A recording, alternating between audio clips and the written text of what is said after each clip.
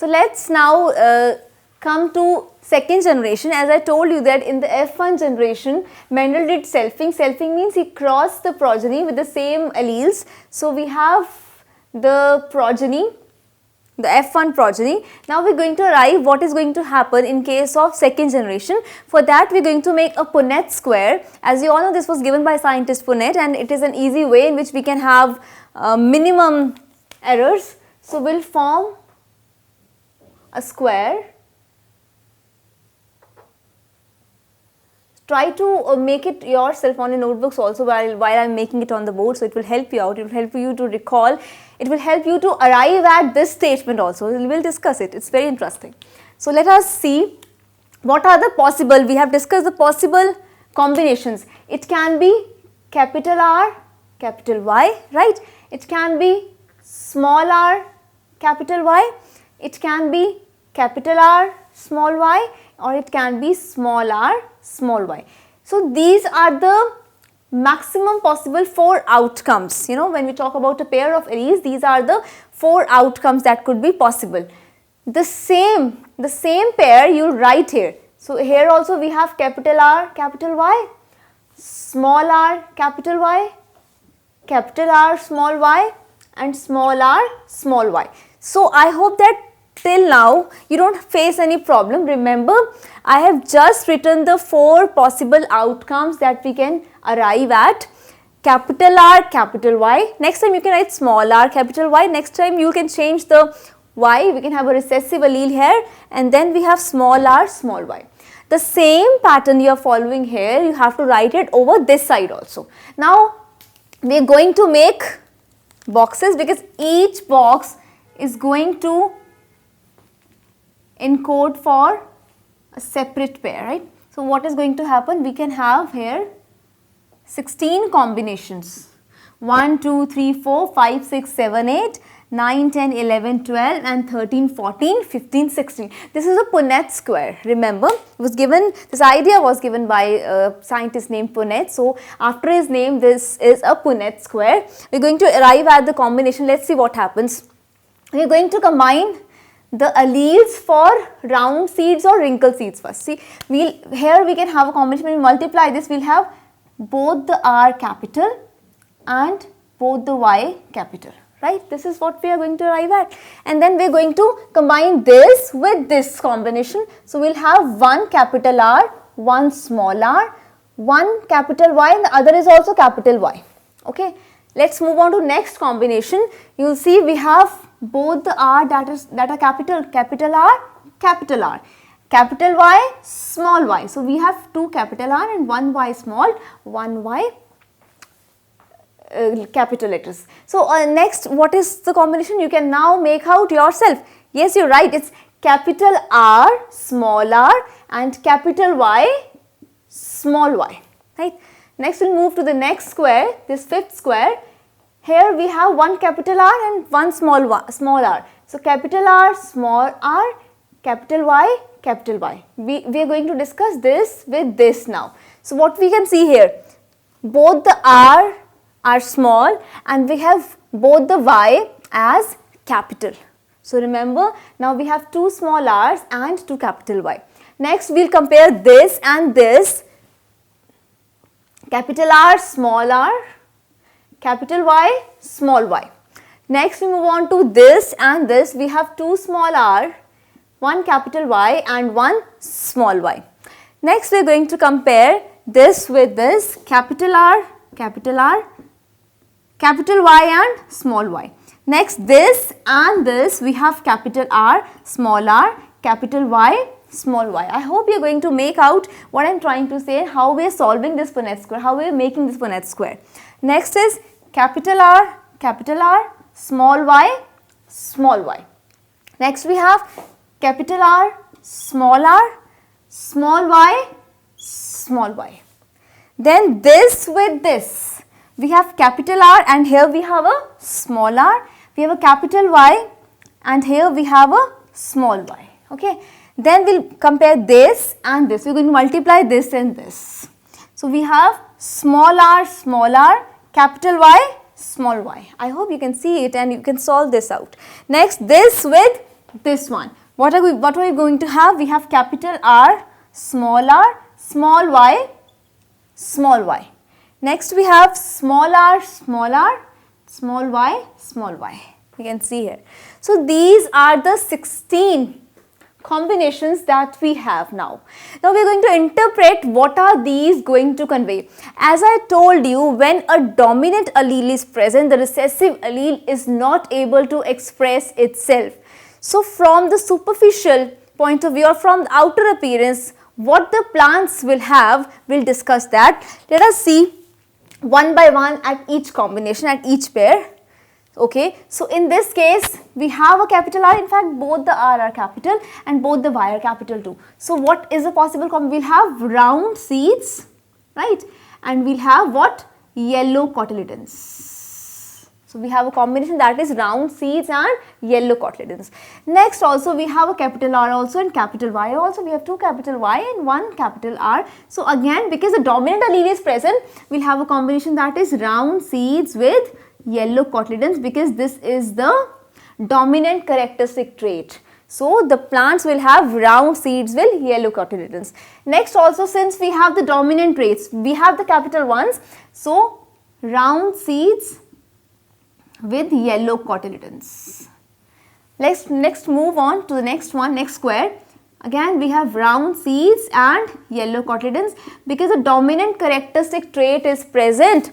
We have a capital R also, we have a capital Y also. So the plant will be having round seeds and yellow cotyledons. Next we move on to this square. What are we going to see over here? See, we have a capital R also, we have a capital Y. So again, dominant is going to express. You will see the dominant characteristic trait, that is round seeds and yellow cotyledons. Again, now we move on to this square. You can see here for the first time till now what we have done, we don't have a dominant R, we don't have an uppercase letter R, we don't have a capital R. So what is going to be? The seeds are going to show the recessive trait, that is what Mendel observed when the plant was wrinkled. Plant was having what? Wrinkled seeds with what? Now see, capital Y is present, means they will be yellow. Okay, they will be what? They will be yellow. So the plant has wrinkled seeds with yellow cotyledons. So this is here for the first time when we have got one pair with two recessive alleles, means the recessive characteristic trait is going to express itself. Next, since we have again a dominant R and dominant Y, capital R, capital Y, so we'll have round seeds with yellow cotyledons.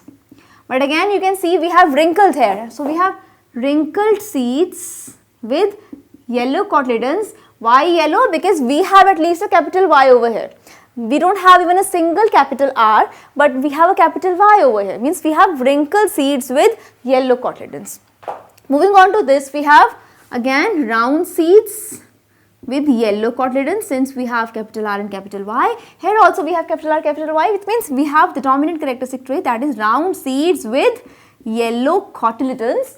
And then here you see that we have round seeds again, because both the R are capital. In fact, if we have even a single R capital, if we have even one dominant trait, then the dominant is going to express. Dominant you will see, okay. So round seeds with, now but when you talk about Y, when you talk about green or yellow, you see we have two small letter Y, we have two lowercase letter y.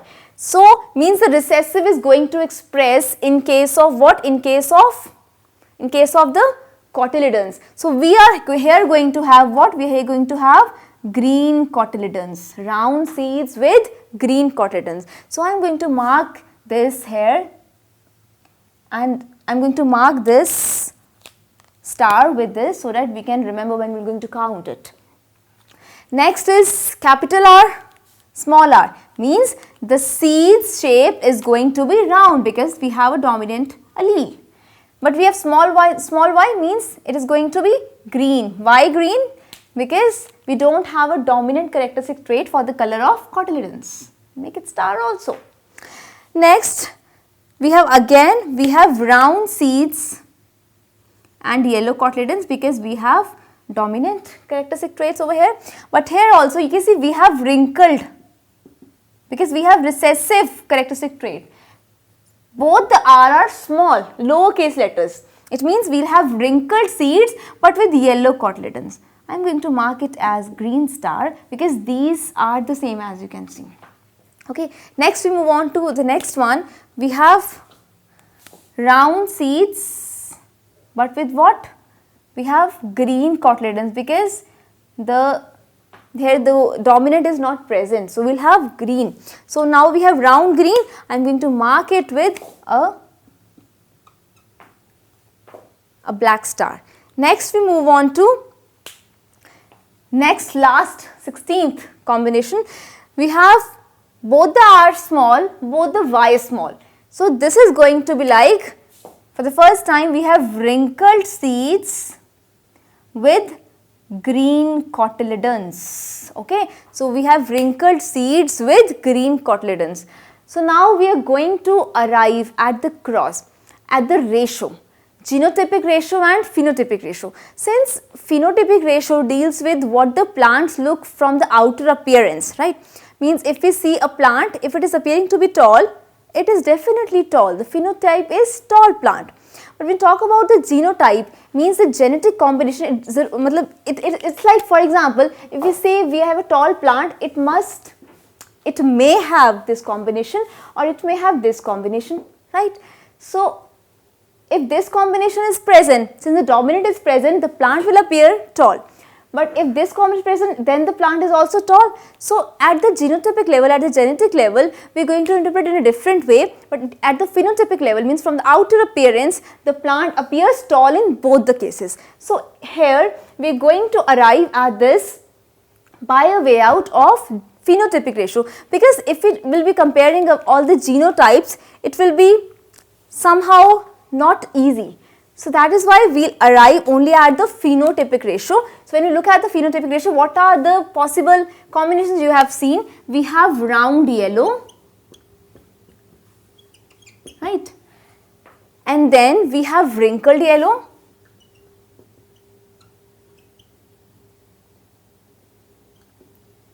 We have also round green. And we have wrinkled green also. So what is the phenotypic ratio over here? Means from outer appearance, how many plants out of this 16 are going to be round yellow? How many plants out of this 16 are going to be wrinkled yellow? How many plants out of these 16 are going to be round green? And how many plants out of this 16 are going to be wrinkled green? So let's see. We have round yellow. I'll mark it 1, round yellow 2, round yellow 3, round yellow 4, round yellow 5, it's not round yellow, it's round yellow 6, then we have 7, this is 8 and this is 9. So we have 9 plants out of 16 which are having round seeds with yellow cotyledons. Okay. Then we move on to how many plants do we have as wrinkled yellow. Let's make out. We have 1 here, then we have 2 here. I forgot to mark this with green. 1, 2 and we have 3. So we have 3 plants out of 16 which are going to have wrinkled seeds with yellow cotyledons. Next we move on to round and green. So here we have round green 1, 2 and 3. So 3 plants out of 16 plants are going to have round seeds with green cotyledons. Next we move on to wrinkled green. When we talk about wrinkled green, we only have one combination over here at the last 16 square. So we have only one plant out of 16 that is having wrinkled seeds with green cotyledons. So the phenotypic ratio for Mendel's dihybrid cross is 9:3:3:1. When you count it, it's 9 plus 3 plus 3 plus 1 is equal to 16. So we have arrived at all these 16 combinations, and out of these 16 plants, we have 9 plants which are round yellow, 3 plants which are wrinkled yellow, 3 plants with round green, and 1 plant which is having wrinkled seeds and green cotyledons. So remember, this 9 plants are going to have round seeds with yellow cotyledons. 3 plants out of 16 are going to have wrinkled seeds with yellow cotyledons. 3 plants out of 16 are going to have round seeds with green cotyledons, and 1 plant out of all these 16 is going to have wrinkled seeds with green cotyledons. So the phenotypic ratio for Mendel's dihybrid cross is 9:3:3:1.